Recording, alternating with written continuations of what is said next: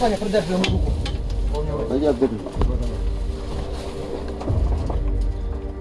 На сегодняшний день Nowadays, 1 in 2 soldiers with serious injuries does not reach out to a hospital for a variety of reasons, including a lack of medical supplies and transportation. Circumstances are changing all the time.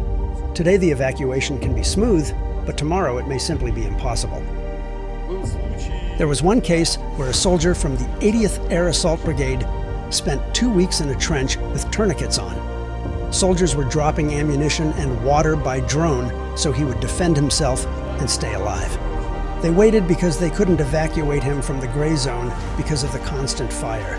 They knew they had to get him out, but they couldn't reach him because of the heavy fire. That's quite a record. In that war, 2 weeks with tourniquets on. Yes, he lost a limb. We rejoice like children for every person saved when we manage to get them out. Sometimes 5 to 10 minutes can make all the difference. Right now, it is a drone war, and that brings additional challenges because we never know where the strike is coming from. If it's artillery, it's artillery. If it's aviation, it's aviation. If it's automatic rifle fire, it's automatic rifle fire. But when FPV drones come into play, it gets much more complicated.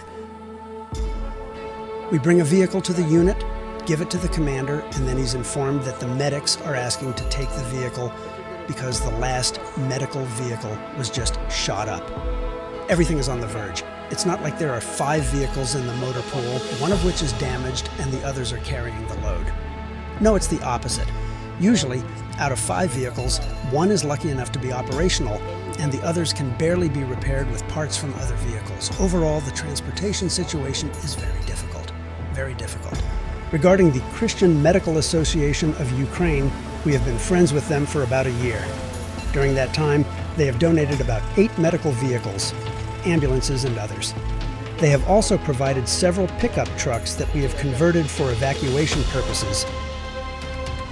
The recent ambulance that we received from the Christian Medical Association was sent to evacuate the elderly. Some of the elderly were caught in the shelling, and a fragment pierced the vehicle's armor. Fortunately, everyone, both the crew and the evacuees, survived. To be said, they were given a second chance at life. When we were deployed to Donbass near Popasna, we evacuated a 76-year-old man and his 13-year-old granddaughter from an apartment building.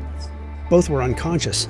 As we were transporting them, the old man was jolted by the vehicle, and he opened his eyes. The first thing he said was, "Cut me into pieces, just save my granddaughter." Moments like that are hard, but thanks to God, they were both saved. Transportation is very challenging. Sometimes when I hand over a vehicle, volunteers ask, "Guys, how long do you think this vehicle will serve?" I say, "God knows. One car might last 2 years, another might last 1 night." Nevertheless, we are grateful for any help. It's one thing if something can be repaired, and another if there's no source to get it in the first place. Therefore, any help from foreigners is greatly appreciated. We have received help from various countries. It would be a sin to complain.